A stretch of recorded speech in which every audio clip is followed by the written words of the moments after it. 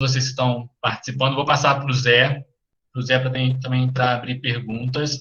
Agradecer também por ter aceitado o nosso convite, Igor, Raquel, Leia, né? Que bom podermos estar juntos aqui nesse momento, conversando um pouco e falando sobre Euclides da Cunha. Zé. Maravilha, Rick. O tempo passa rápido demais, né, diante de tanta coisa boa, né? A gente vai passar agora fazer um encerramento, né? Passar para conversa livre. A gente pode ficar aqui, né, conversando à vontade, quem puder, claro, né? E registrar aqui, né? Agradecer demais os autores que não falaram, mas estão presentes prestigiando aqui, agradecer demais todos os autores dos escritos, já coloquei o link aí, vou colocar de novo, né? Annabelle Lourdes Considera, cristianista cantagalense, sócia do nossos escritos, né? Já citei um texto dela aqui, da Paideia do Mestre Escola, que está no volume 1, que é fantástico. A Olivia Garcia tem um texto também, agradecemos demais. O confrade Lourildo Costa, que também é presente da AVL. A Janaína da Cunha, que tem um poema homenagem, né? Esses autores estão presentes aqui. A todos os autores que participaram. Eu quero fazer rapidamente uma leitura aqui. O professor Leopoldo Bernucchi tentou estar presente, não conseguiu. E pouco antes ele me mandou uma mensagem, né, que ele falou: não consegui fazer vídeo, gravar com vocês, que o confuso ficaria ruim para ele, mas ele escreveu o seguinte, eu vou projetar aqui, é muito curtinho, mas a gente não podia deixar essa mensagem do professor Leopoldo passar.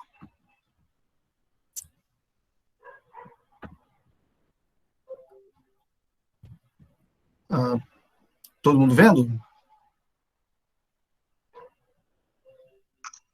Agora sim. Aqui.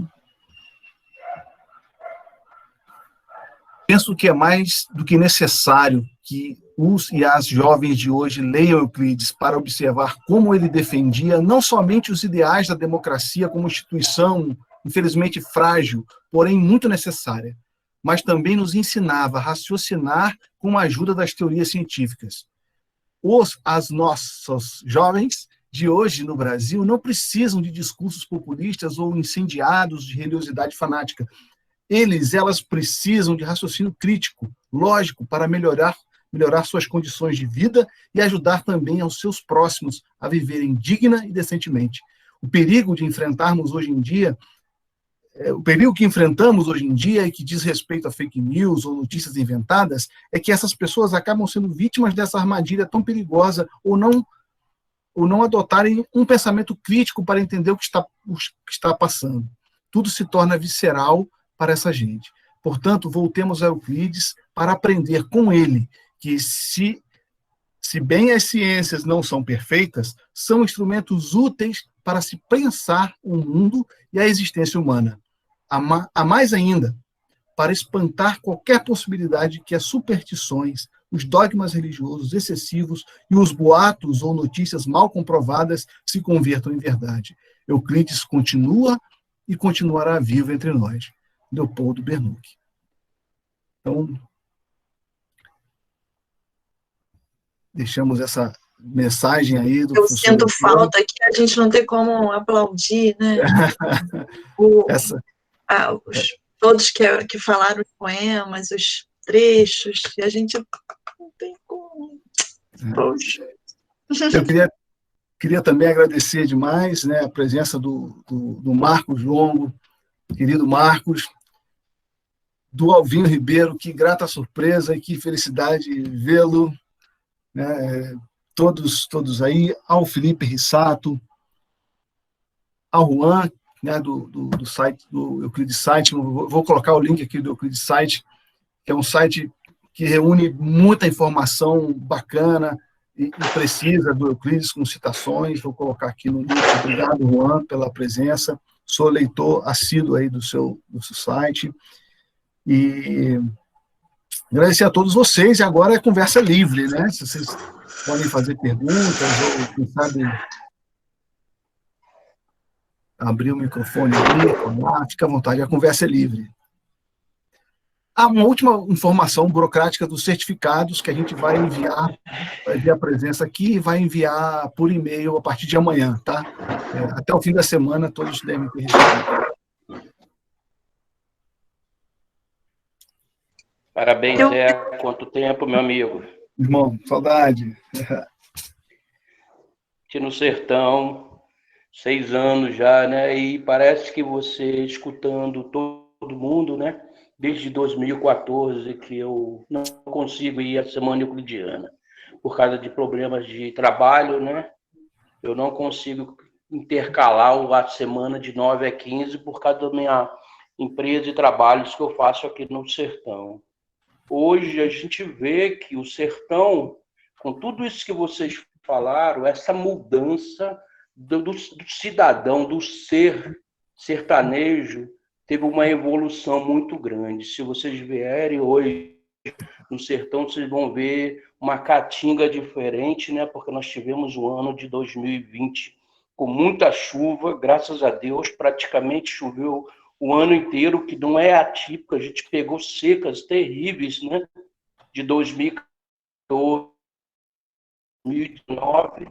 Então foi um ano. Hoje o sertão está diferente. E a pandemia veio para a força, né? Do nordestino, do sertanejo. Vocês não sabem o que é estar aqui de 210 casos, quando eu fui no Rio agora, no final do ano, mas não saí nem de casa, porque vi tanta pessoa sem máscara, sem se proteger e sem nada, e aqui a gente praticamente trancando todo mundo, brigando nas ruas de máscara, e graças a Deus ontem chegou a vacina, pouca, mas chegou, que já é uma esperança de vida na região inteira. Então hoje nós já temos mais de 60 mil habitantes, mas a gente vê que a realidade do texto euclidiano, do Euclides, é realidade. Isso que encanta esse movimento, que a gente fala, passa anos, anos e anos e anos, e a gente vê que o Euclides sempre está um passo à frente da realidade da humanidade, do mundo, cara. Isso me assusta às vezes. E Euclides, para a gente, é tudo, né? Grande abraço para todo mundo. Vou para casa, aqui na prefeitura, ainda trabalhando, escutando vocês. Obrigadão, Prazer. Marco. Obrigadão, boa noite, amigo. Eu tentei responder, dar uma olhadinha aqui no chat e responder algumas perguntas que eram dirigidas a mim. Então, que eu achei que eram dirigidas a mim. E até algumas perguntas mais sobre o trabalho da Joelma. Que bom que as pessoas ficaram interessadas. Eu acho que eu coloquei ali. E o Carlos levantou uma questão sempre interessante, né? Que é essa relação autobiográfica no texto de Euclides. Eu sou suspeita para falar isso, porque o processo de escritura de um texto é intenção, né? Em tensão, sob tensão, entre o real e o imaginário e o ficcional. Mas eu não vou dizer que tem convicção, porque eu não tenho convicção de nada. Mas eu acho que a gente sempre escreve a partir de um problema, né? Não tem como, a partir dos seus tormentos. Então, eu acho até que o Carlos perguntou sobre o tormento. Se o Carlos quiser falar isso, não sei se ele está aí ainda. Não se trata nem propriamente de ficar catando ali informações biográficas no texto, né? O que seria impossível, né? Mas não tem como, acho que a gente escreve, e a gente lê também a partir do nosso problema. Então, esse processo de escritura de um texto, leitura do texto, porque não sou uma seringueira, né? Porque eu me identifico ali com aquela figura do seringueiro. Isso é muito interessante no texto do Euclides. E eu acho que é isso. A Leia lendo o trechinho, né? Rugiam raivosamente. Euclides, ele não é à toa, porque eu sei que a gente precisa pensar no sentido de literatura, a arte da palavra, ok. mas como é que essa arte da palavra, essa escolha vocabular, escolha do som, não é à toa, é pensado mesmo. Então, rugiam raivosamente. Eu vejo e ouço completamente, eu vejo aquela imagem. Ele é muito plástico, Euclides, é impressionante isso. Esse trechinho também que a Leia leu da menina, é a mesma, né? É a da mulher segurando, não sei se é a mesma. É um quadro aquilo, né? Para mim é a Pietà sertaneja, eu brinco falando que é a Pietà sertaneja, a mulher segurando aquela criança com a face rasgada, né? Que Euclides chama de monstro, mas depois ele diz que foi a Guerra de Canudos que fez esse monstro, não é? Então, até esse jogo do tétrico, alguém aqui usou a palavra tétrico, do tenebroso, do sombrio, que pode se pensar literariamente também com relação a isso, né? Uma construção, pensando aí de Frankenstein, né? Esse gótico, isso é bem legal de se pensar no Euclides também, esse sombrio, esse estranho. E agora, ele nunca deixa de lado essa reflexão sobre esse mundo e sobre si mesmo. E nós, leitores, em contrapartida, quando fazemos a leitura, também nos identificamos ali. Que incrível esse processo, né? Essa ponte, já que tem uma metáfora que eu gosto também muito de usar, né? É belíssima essa.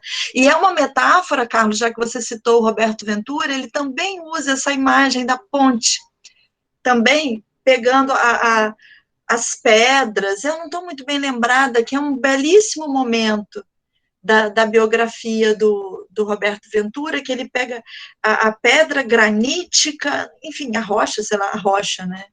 Se tiver algum geógrafo aí, vai implicar comigo, porque é rocha, não é pedra. Mas é incrível. E, além do mais, o uso dessas metáforas científicas. Quem pode falar bem aí é a Olívia. Talvez disso que também é uma leitora do Augusto dos Anjos, né, Olívia? Não sei se a Olívia ainda está aí, que também faz essa questão também utiliza as metáforas científicas, né? Isso é bem bacana, tanto no Euclides, no Augusto dos Anjos.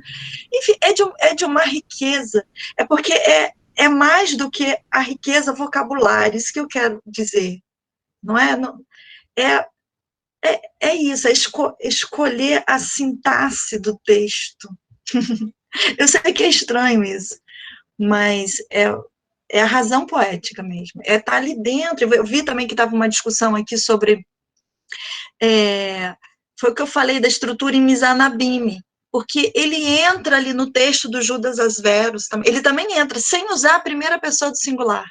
Não tem, eu catei no texto, não tem primeira pessoa do singular. Não é? E agora eu não sei se é do singular ou plural, mas quando eu escrevi no meu textinho. Mas por que é um coletivo? Por que é um sentimento coletivo? Por mais que tenha a fachada desse distanciamento. E ele joga o tempo todo com distanciamento também.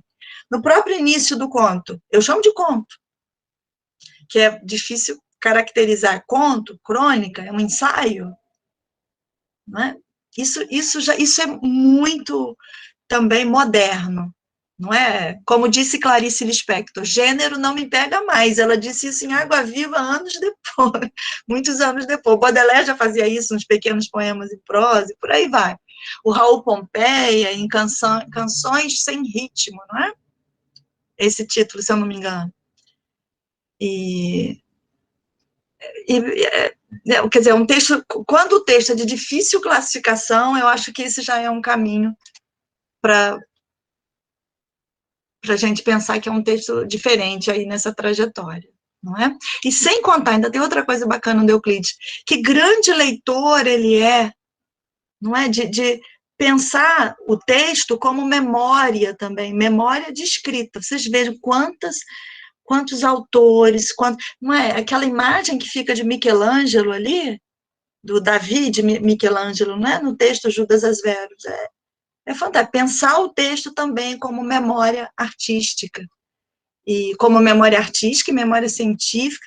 É muita coisa legal. Vi também que o pessoal estava escrevendo, querendo escrever texto sobre Euclides. Tem muita coisa ainda para se escrever, para se pensar.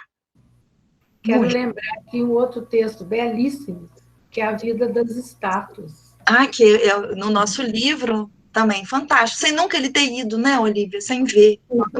Porque aquilo que Fabiana falou, que é muito legal. Esse texto sobre a vida das estátuas, né? A Olivia escreveu um texto sobre esse texto, e nós publicamos, eu e a Anabelle publicamos no nosso livro, né? No livro do nosso projeto, Euclides 100 anos, né? 100 anos sem Euclides.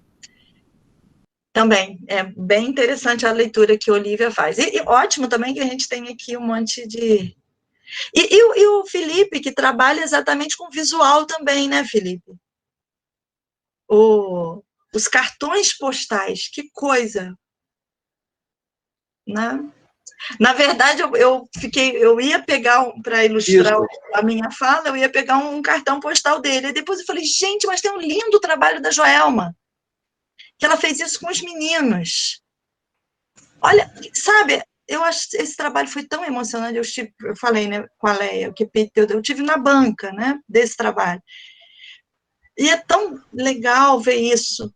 Eles tiraram as fotos, processo simples, tiraram as fotos da cidade e fizeram poemas. Em cima, a partir daquela foto. Foto, poemas, né? Mas, porque também é legal a gente pensar isso. Essa visão que a gente tem equivocada aqui também do sertão. A gente tem uma visão muito equivocada do sertão. Eu que gosto de viajar lá para dentro, já fui algumas vezes, e aí a gente vê aquela parte que Euclides fala, o sertão é um paraíso, que ele descreve um monte de bicho que a gente fica, gente, mas tem tanto bicho assim. Eu gostaria de falar alguma coisa dentro da sua fala, Anélia. Essa ideia que a gente tem de sertão, né? E eu até fiz esse comentário, sempre faço esse comentário, porque eu estive em Canudos na época do centenário da guerra. Foram no mês de setembro, estava muito seco aquele ano, 1997, um calor terrível, né? E aí, quando nós voltamos agora, recentemente, nós voltamos com um grupo de professores, né? E fomos passar ali uns... Raquel, desculpa te interromper, mas parece que o seu áudio está com alguma falha, alguma coisa está tapando o seu microfone. Está muito baixinho. Eu não entendi? Seu microfone está bem baixinho. Muito baixinho. Eu também não ouço nada. Vê o que houve. Está tapando algum lugar? Pode ser. Melhorou? Um pouquinho só. Que estranho. Estranho mesmo, porque no momento que você falou, estava ótimo, né? Não ouvi nada. Continua baixinho? Continua. Eu vou passar para outra pessoa. Vou passar para outra pessoa depois, enquanto eu tento ver o que pode ser feito aqui. Acho que o Felipe ia falar e eu interrompi o pobre do Felipe, tá? Eu falei com ele para falar e interrompi.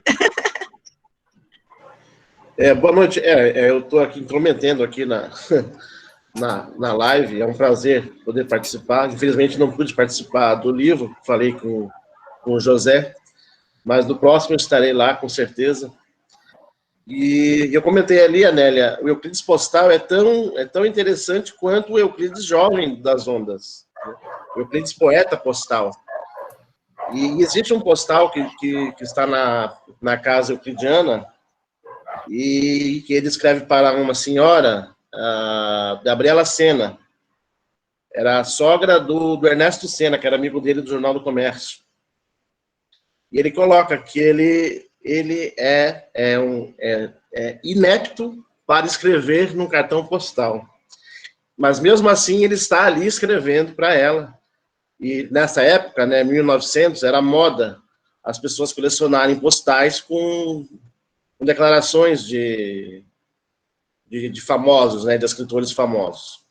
Inclusive tem no YouTube, que eu postei já há algum tempo, um outro postal que um outro colecionador solicitou para ele, e que foi publicado pela primeira vez na Poesia Reunida, do Bernucci e do Fute, e que pertence, esse manuscrito, ao Pedro Corrêa do Lago. E é uma senhora uma senhora holandesa que está fazendo café, né? E ele coloca, ela moe e remoe, né? Ela está ali moendo o café, e é um postal muito interessante. Obrigado, gente.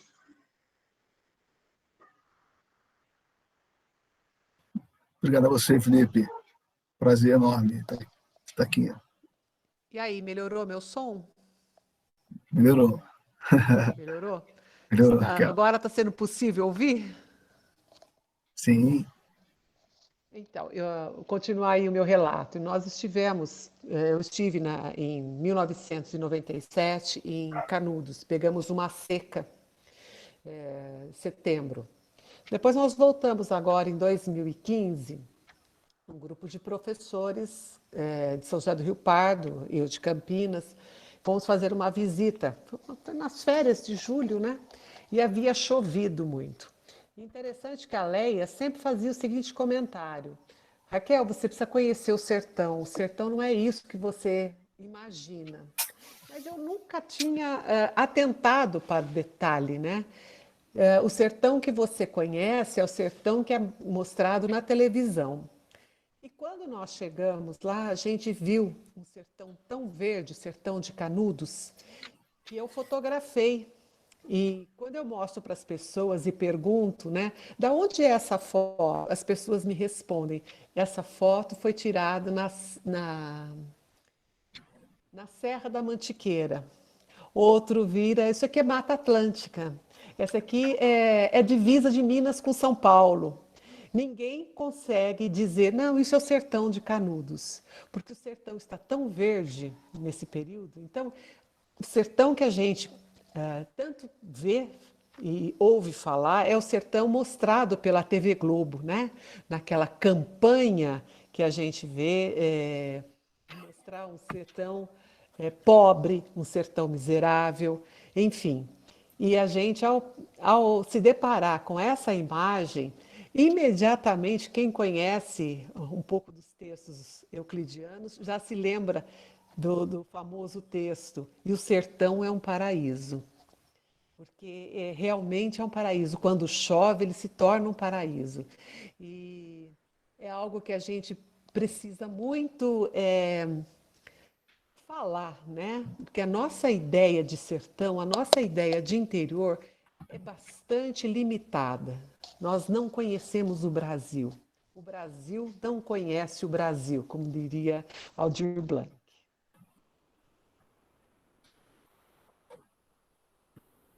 É exatamente isso. Ainda fica aquela imagenzinha sempre assim, uma árvore, uma caveirinha embaixo, Exato. Né? Como é que é? Desenho sertão. Uma árvore, um cacto, chão rachado. Uma caveirinha, quer dizer, não tem ideia da fertilidade, né? Tira a ideia da fertilidade. Eu acho que nesse trechinho, o sertão é um paraíso, que aí tem até um momento assim, um estrídulo estriptar de maxilares percutindo, que ele vai trabalhar com o som do t. É muito interessante. Aí parece aquele monte daqueles... porque ele fala o nome do bichinho, eu que esqueci agora. Aquele porco do mato, como é que é o nome? Ele fala, eu que esqueci. Queixada, não é? Então, aí você fica imaginando aquele monte de bicho assim, no texto dele, não é? Ele consegue isso no texto. É igual o estouro da boiada. A Maria Olívia colocou aqui, né, que a literatura regionalista também contribuiu muito para isso, né? E é verdade, a gente pega os textos, né, de autores, muitos deles que beberam na fonte de Euclides da Cunha, como Raquel de Queiroz, José Lins do Rego, enfim, vários deles, Graciliano, bem lembrado. são todos textos muito secos, né? Um sertão bem ressequido. Sim. E esse sertão que passou para nós através da literatura na escola e hoje através da televisão, esse sertão pobre, esse sertão miserável, né? Essa imagem da pobreza, do solo, da cultura, enfim. Toda essa imagem que a gente precisa desconstruir, né? Para que a gente possa ter acesso aí a um conhecimento de um verdadeiro sertão. Lá na região de Uauá, em Uauá, tem uma fábrica, tem uma cooperativa em que eles produzem uma cerveja feita na região a partir das frutas, e é isso mesmo, João, é a Coopercook. Coopercook. E as compotas feitas com os doces, né, da região. Coisa assim que a gente olha, meu Deus, como, né? A gente não tem acesso a essas informações. É um grupo de mulheres que trabalha e que produzem essas compotas, produzem essa cerveja, uma cerveja premiada, inclusive, né? Quer dizer, nós temos muita coisa para ser descoberta, né, para ser apresentada. Existe uma intencionalidade quando a gente mantém um sertão pobre, quando a gente mantém um sertão miserável, né? É uma ideia para que a gente repense um pouquinho sobre essa imagem que nos é passada. Olívia lembrou, estava pensando exatamente agora, os vinhos do Vale de São Francisco. Petrolina é uma cidade incrível, né? Conheço também bastante Petrolina. A Nélia falava, né, a gente falava no início sobre o Euclides escrever além do que ele enxergava. Então, quando ele fala que o sertão é um paraíso, né, e a gente está conversando aqui sobre período de seca no sertão, de extrema seca, né, da fartura após a chuva, não existe geração espontânea. Né? Então, o que a gente vê no sertão depois da chuva é o que ficou dormente, né? Ficou lá esperando a germinação, ficou lá na terra esperando. Então, a gente tem uma ideia de que a abundância, a fertilidade da natureza é o que a gente vê de uma riqueza de árvores, né? É a floresta tropical, né? A nossa Mata Atlântica, é a Amazônia, né? Mas a aridez da Caatinga, né? A semi-aridez do Cerrado, guarda uma riqueza mesmo na época mais seca, que está lá no solo, né? Está esperando para germinar. E eu acho que ele consegue enxergar isso no texto também, né? Então, Fabiana, você falando isso me faz pensar, né, o quanto que a gente precisa conhecer do Brasil. A gente não conhece os nossos biomas, a gente não conhece a nossa geografia, né? E como que a gente consegue se relacionar dentro desse país? Como que a gente faz para entender os nossos irmãos, né? A gente vai para o Nordeste imaginando que o Nordeste é maravilhoso, só o litoral, que é a visão que nos é passada, né? Então, como que a gente pode descobrir esse país? Como que a gente pode descobrir a nossa grande riqueza, né? Sem ter que pensar que a gente só pode passar as férias, né? Quem é bem-sucedido, a nossa elite principalmente, na Disney, né? O sonho de consumo é conhecer a Disney. A gente precisava despertar um pouquinho esse sonho de consumo, de conhecer a Amazônia, né? A Amazônia de Euclides, de conhecer o interior do Nordeste, né? A riqueza, a beleza dessa região, né? Da sua cultura, da sua produção agrícola, dos seus biomas, enfim. A gente acha que Brasil continua sendo só o litoral, exatamente como Euclides colocou, né? A gente vê o Brasil do litoral, a gente não vê o Brasil do interior. Bom, eu acho bem interessante isso que Raquel fala. E aí eu sempre faço uma recomendação para as pessoas que não são do estado, não são do Nordeste, não são da região do Nordeste, para quando visitarem Canudos ou região, optarem por um mês que certamente é um mês de chuva, que é o mês de julho. Porque, assim, o Euclides até ele fala, lá em Sertões, sobre a crendice do mês de São José. E, de fato, isso acaba acontecendo, porque quanto isso não é regular, não é todos os anos que acontece isso, mas quanto mais cedo a chuva chega, mais tarde ela demora. Por exemplo, quando chove no mês de março, quase certo de que chova de março a setembro. E aí a gente tem, assim, um período muito rico, muito chuvoso. A cidade de Euclides da Cunha, por exemplo, é uma das maiores produtoras de feijão na região. E isso é sequeiro, não há irrigação aqui. Então, a cidade consegue produzir feijão, e muito feijão, sem irrigação, né? E é isso que eu falo, a gente tem uma visão meio que do estereótipo, fortalecida pelo que a gente vê na TV, muito também pelo que a gente vê na literatura regionalista de 30, mas o sertão é um mundo, então há vários sertões por aqui, nós temos vários sertões por aqui. Aí eu vou aproveitar aqui e fazer um pouco de propaganda. O meu livro, pela Edufba, que é fruto da minha tese de doutorado, era para ter saído ano passado, e acabou não saindo. Aí vai sair agora, 2021, pela Edufba, que é a editora da Universidade Federal da Bahia. É um livro com 5 capítulos. Nos 2 primeiros capítulos, eu falo sobre ciência e arte. No primeiro deles, eu apresento Euclides da Cunha como um pensador crítico, eu falo do pensamento crítico de Euclides da Cunha. No segundo capítulo, eu falo sobre a fortuna crítica sobre Euclides da Cunha, sempre sob o viés da ciência e da arte. No terceiro capítulo, eu falo sobre Canudos, Euclides da Cunha e a Guerra de Canudos como fenômenos midiáticos.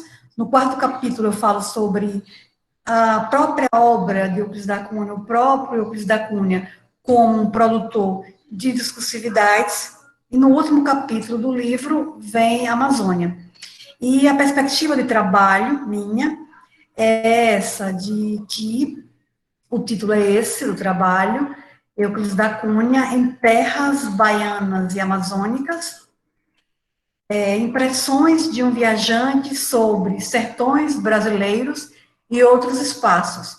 Eu falo sobre a obra de Euclides da Cunha, tanto a obra sobre Canudos, quanto a obra sobre a Amazônia, e eu parto da perspectiva de impressões.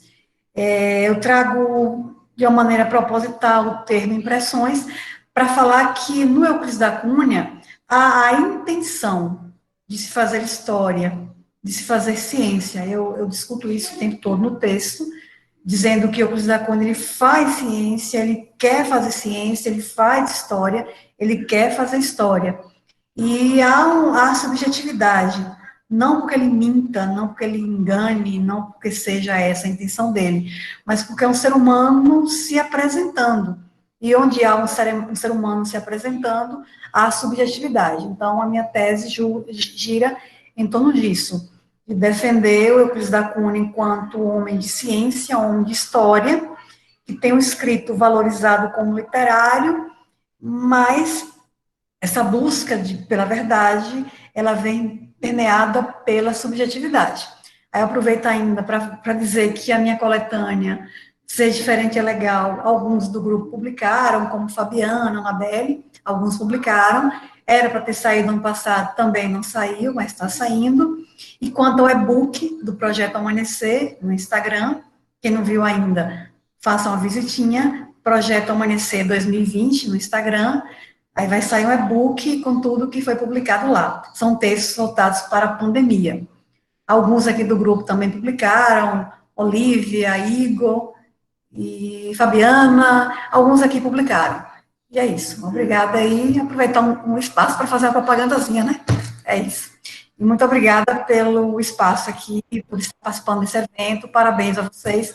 Uma honra muito grande estar participando e uma delícia ver vocês aqui nesse período de isolamento, mas poder estar dialogando com vocês. Muito obrigada a todos e a todas. Leia, obrigada por sua fala, obrigada por sua presença. A gente se encaminha aí para o fechamento, né? Muitos já tiveram que sair.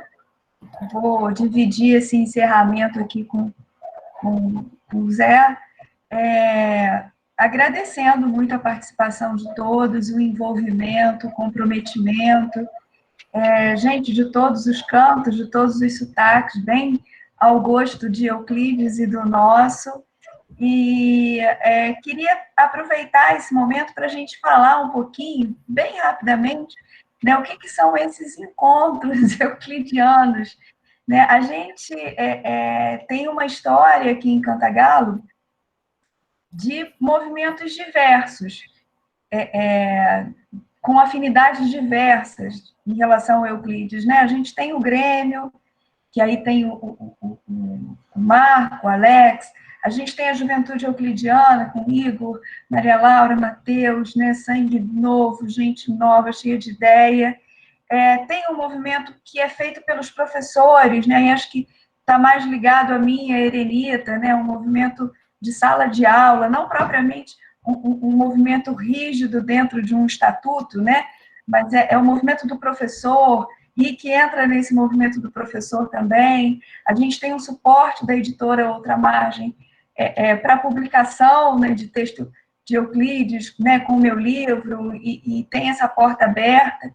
Então, a gente tem vários caminhos, várias ações dispersas em Cantagalo. Em alguns momentos a gente se reúne, um está sempre acompanhando o movimento do outro, mas o José conseguiu lançar a ideia, plantar a semente, a gente pegou essa ideia, está regando a semente de unir, né, esses movimentos, cada um com seu perfil, cada um com seu olhar, cada um com seu fazer, e para a gente poder parar, pensar, conversar, promover encontros como esse, estabelecer novas pontes. Por isso foi tão importante para a gente, né, a presença da Raquel representando São Paulo, da Leia representando a Bahia, né? Não é um movimento fechado, não tem a fronteira de Cantagalo, né? A gente está partindo daqui. Eu estou em Cordeiro, a Nélia está em Niterói, né? O Álvaro está em tá no Rio, né? E a gente tem por enquanto, a gente está num espaço virtual, mas a gente tem uma possibilidade futura, né, de se encontrar num espaço de cultura em Cantagalo, que o Álvaro, junto com o Marcelo, vai poder receber a gente lá na Fazenda São Clemente, para a gente repetir todo esse encontro e outros, um lugar de cultura, para a gente saborear, né, muitos saberes. Então, eu queria agradecer, quero agradecer a presença de todos, dizer que esse foi o nosso primeiro encontro, mas terão outros, né? A gente vai se falando, vai reforçando convites. Eu acho que foi a Arusha, se não me engano, que perguntou sobre como fazer para publicar, né, nos escritos euclidianos. É só entrar em contato com José Augusto, né, através daquele e-mail que você recebeu para o link, e quando a gente começar a preparar o próximo volume, você já entra na lista lá dos convidados para poder receber as informações. Né, o Alex está falando aqui, viva Euclides da Cunha, viva Cantagalo, é isso aí, Alex, obrigada, né, pela sua presença. O Grêmio tem uma história muito bacana, né, na cidade, e a gente tem que caminhar sempre junto. Nós daqui com todos os outros, né, de tantos lugares, como Euclides sempre praticou, além de pregar, né, de escrever sobre isso, ele praticou isso. Então, que a gente também saiba praticar de forma generosa esses encontros, sem fronteiras. Zé, sua palavra.